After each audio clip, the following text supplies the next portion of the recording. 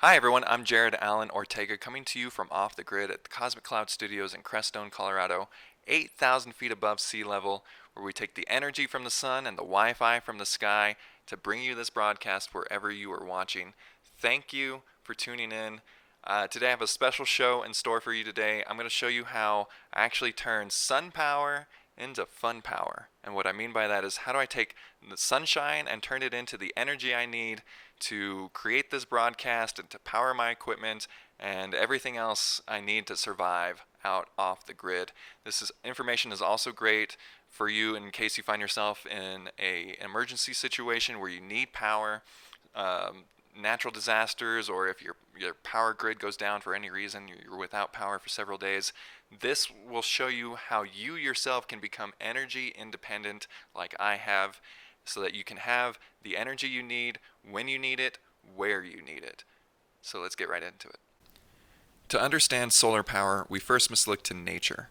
This is a sunrise time lapse that I captured this past winter. You can see there's still snow on the ground and the plants look brown and dead, but they're not. This is something that nature does every day almost effortlessly. It takes the energy of the sun and converts it into food for itself in a process known as photosynthesis. The plant's leaves act like mini solar panels, reaching out as far as they can to collect as much sunlight as they can. The more sunlight that they collect, the more food it can make for itself, and the bigger the plant can ultimately be. This is a simple demonstration to show you how you can harness the power of the sun. Everybody knows you can take a magnifying glass and burn things with it. I like to light my herbal cigarettes this way. No lighter, no problem, as long as you have some sunshine. You get the same result. And again, learning from nature. We're doing the exact same thing that nature is doing and that the solar panel right next to me is doing by collecting the sunlight and directing it into places that you want it. Now, this is a photography lens ball. You can get the same result, magnifying the sunshine, directing it where you want to. It is a powerful tool. You can burn yourself using these things, so be careful. I almost feel like photography lens balls or spherical lenses are going to be the future of solar technology. You can essentially have one of these in place of a solar panel. It just magnifies the sunshine and directs it into your battery system. I would love to have these one day in the future, but we're not quite there yet. So here, this is my workhorse solar panel that I have out on the deck of the studio. This is a 175 watt flat solar panel. It's about the thickness of a cardstock piece of paper. It's on a thin nylon pad. It weighs about 2 pounds, hardly anything. I have it zip tied to the deck here. And you can see in the background is the larger ground-mounted solar array. That's more of a microgrid. It provides power to the rest of the eco farm. But today we're just going to talk about this smaller one-panel setup. Here is the behind the scenes of the solar panel. On the left you have the positive charge, and on the right you have the negative charge. The solar panel is turning the photons from the sun into electrons, which then are carried in these cables to the center charge controller, which regulates all of the energy coming in and eventually stores it into your battery. Flashing green lights means everything is running nominally, and all of those electrons are traveling through those cables and down into my battery system here. Now, it is important to note that anytime you're working with electricity, you always have to keep your positive and negative cables separated. Be sure to always label positive and negative cables. Otherwise, you could end up sparking or electrocuting yourself or others. It is very dangerous. So be sure to always label your cables positive and negative. Once the battery is charged, I call this harvesting sunlight. I take the full battery and I simply put it into my little DIY power bank here. Now, this is just a simple wooden box that I found at a garage sale, but you can use pretty much anything, and I'll show you that here in a moment. But inside the box, it's a really simple setup. Basically, I just have my power inverter, which we use to pull the power from the battery in order to use it. You put your positive clamp onto the positive node and the negative clamp onto the negative node of the battery. And here is my 400 watt inverter. You can see, turn it on, and that's how it's done. You turn sunlight into usable power this way. This 400 watt inverter has 4 USB charging ports and 2 AC charging ports. It's all I need for my devices. I don't use much more power than that. But if you and your devices require more power, you're going to need a bigger power inverter, as well as some bigger batteries. But I just like this little DIY box that I made. I found it again at a garage sale for $5. It's got a nice handle and locks on it. But you really can't use anything. This is your standard ice chest that you can find at your local grocery store or convenience store. The idea is still the same. You're just putting the battery that has all of your solar energy collected into it with your power inverter. Again, positive to positive, negative to negative. And you're ready to go. You're using solar energy wherever you need it. This is my good friend, Mr. Odin. He is also a big fan of solar power, as you can see. And he is a good boy. Thanks for showing up, man. Thanks, Odin. Again, this is just a cheap DIY version of a power bank. I do love this box because of the locks and the handle, but again, you can use anything. You could also go out and buy yourself a power bank from a company, but you're usually going to end up spending several thousands of dollars for the same result, which is basically just a battery in a box with an inverter. Here you can see I'm plugging in my camera and my monitor charger.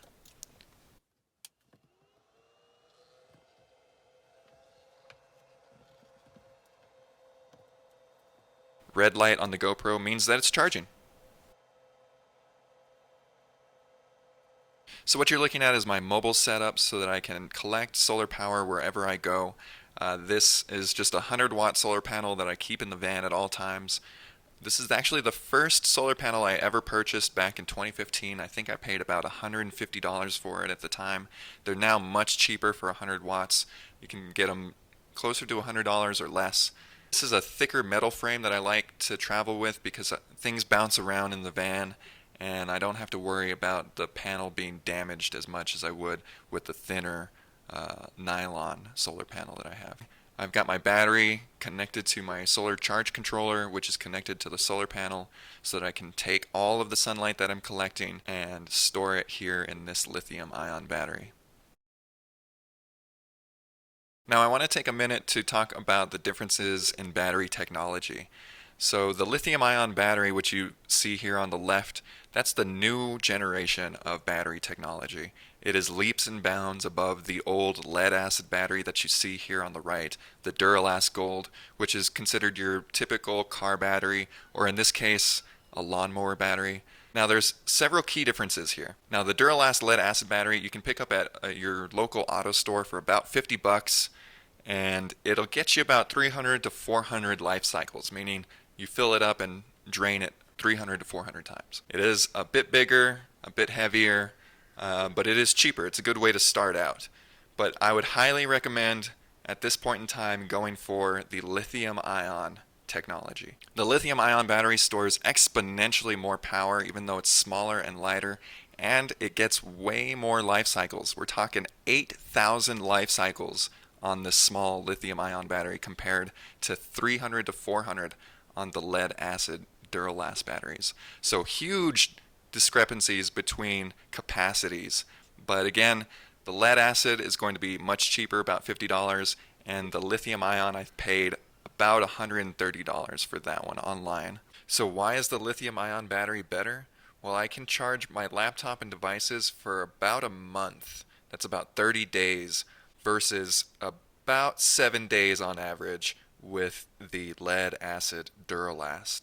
It is well worth spending the extra money, so please do if you can. This battery will last you a lot longer. So taking a look from the top here, you can see the size difference.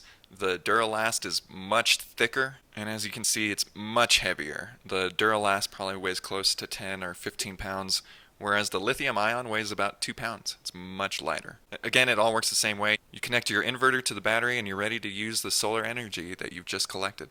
And there it is, full circle. That's how you take the energy of the sun and store it into batteries, which you can then use whenever you want, wherever you want. I like to think of it as plugging into the sun. Switch on, lights, camera, and action. That's how I use all of the solar power that I've just collected to charge the devices that record the video that I then edit on this laptop here and then broadcast out to you using sun power and turning it into fun power. This is a wind sensor from my weather station that tells me how fast the wind is traveling. This is also completely solar powered as well as the rest of the weather station. This is a great use of the solar power that I'm collecting to be able to charge and power my weather station so that I can keep track of what's going on outside. It comes in handy, especially in emergency situations where the weather is turning bad. I can actually keep track of the weather and even make forecast predictions based on that information, all of which, again, is solar powered. It's a good way to keep track of the weather, especially as things change so quickly. We get hit with a lot of different types of storms out here. This is something I do every day. I march out into the desert all by myself, fight the elements, the bugs, the heat, the smoke. Crestone is a gorgeous place. I'm lucky and grateful that I'm here every single day to be able to harness the alchemy of nature. And what we're doing is no different from what the plants already do, which is take the sunlight and turn it into beautiful flowers. I like to think of this broadcast as somewhat of a digital flower created using solar power. And so bringing this information to you wherever you are in the world is a really special and spectacular thing. And it's all because of the sunshine that we get every single day. Now, I just wanted to show you the bigger ground-mounted solar array. This one, of course, is much bigger, collects a lot more power, and is a lot more expensive.